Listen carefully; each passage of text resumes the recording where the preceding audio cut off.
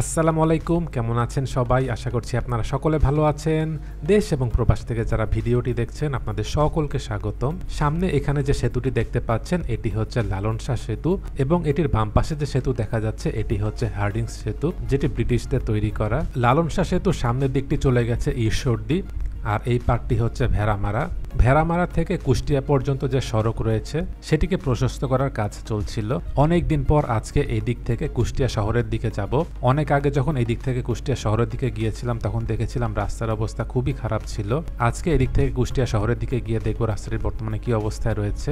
চলুন তাহলে আজকের ভিডিওটি শুরু করা যাক।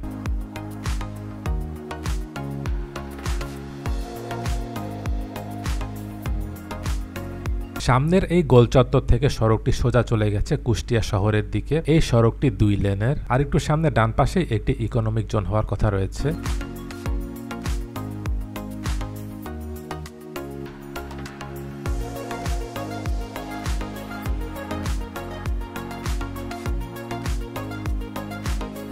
এবার একটু সামনে চলে আসলাম। এখানে ডান পাশের যে সড়ক এটি চলে গেছে ভেড়ামারার দিকে। এই দিক দিয়ে সম্ভবত এখন বড় কোনো যানবাহন যেতে পারে না। কয়েক মাস আগে এখানে দেখেছিলাম সামনে একটি সেতুর কাজ চলছিল। সেতুর কাজটি হয়ে গেলে এই সড়ক দিয়ে সকল যানবাহনই চলাচল করতে পারবে।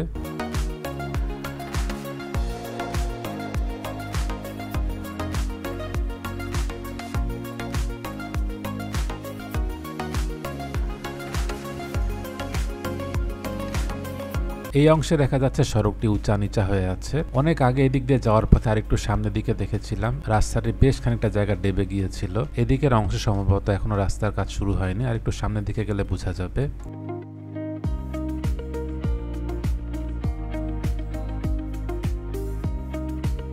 লালন শাহ সেতুর দিক থেকে ত্রিমোহনী পর্যন্ত এই সড়কটি দৈর্ঘ্য প্রায় 20 কিলোমিটার। এবার একটু সামনে আসার পর সড়কের এই জায়গাটিতে দেখতে পাচ্ছি কাজ চলছে।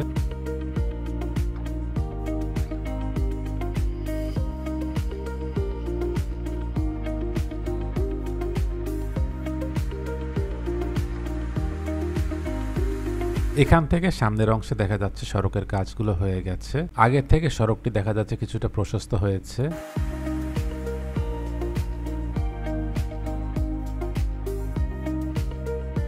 এই দিক দিয়ে যখন যাচ্ছিলাম দুপাশের যে প্রাকৃতিক সৌন্দর্য সেটি থেকে খুব ভালো লাগছিল, আলহামদুলিল্লাহ।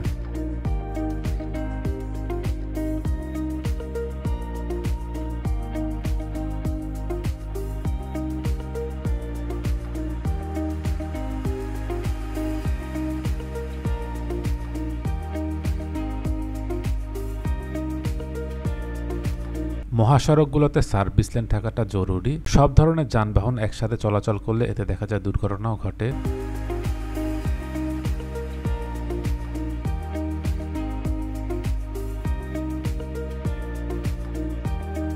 এই ঈদে কম খরচে বেশি আনন্দ উপায়। এখন যে কোনো উপায় এজেন্ট থেকে 25,000 টাকা ক্যাশ আউটে ইনস্ট্যান্ট 25 টাকা ক্যাশব্যাক। যত খুশি ততবার। এই সড়কটি একটি গুরুত্বপূর্ণ মহাসড়ক। দক্ষিণবঙ্গের দিক থেকে উত্তরবঙ্গের দিকে যাওয়ার জন্য এটি একমাত্র রুট। এই সড়কটি দিয়ে বিপুল পরিমাণ পণ্যবাহী ট্রাক চলাচল করে। উত্তরবঙ্গের দিক থেকে যেসব যানবাহন খুলনার মংলা পোর্টে যায় তারা এই সড়কটি ব্যবহার করে। এবার এই দিক দিয়ে যাওয়ার পথে দেখতে পেলাম যেসব অংশে সড়কের কাজটি হয়ে গেছে সেখানে সড়কটি ভালো রয়েছে। লালন শাহ সেতুর দিক থেকে এই দিক পর্যন্ত আসতে সময়ও কম লেগেছে।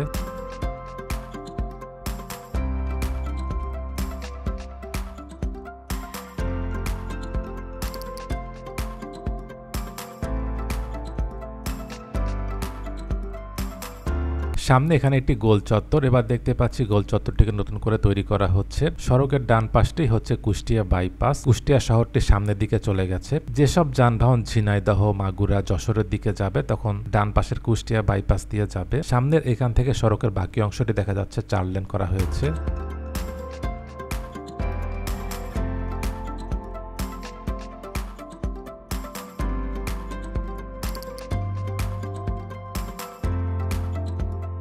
এবার চলে এসেছি ত্রিমোহনীর দিকে। সামনে সড়কের ডান পাশটি চলে গেছে মিরপুর মেহেরপুরের দিকে।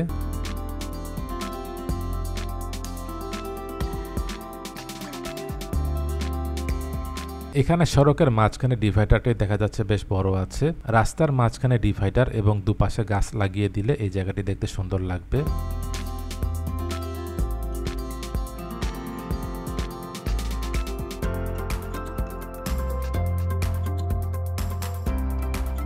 অনেকদিন পর কুষ্টিয়া শহরের দিকে আসলাম, এই দিকটিতে এসে ভালো লাগলো। এর আগে যখন এসেছিলাম তখন রাস্তার অবস্থা খুবই খারাপ ছিল, ভিতরের যেসব রাস্তা ছিল সেই দিক দিয়ে শহরের দিকে আসতে হয়েছে। এবার এই পর্যন্ত আসতে অনেক কম সময় লেগেছে।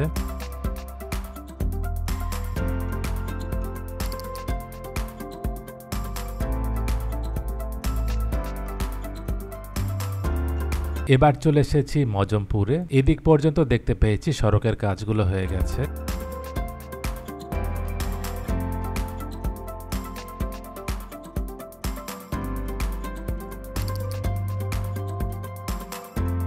এটি হচ্ছে কুষ্টিয়ার এনএস রোড।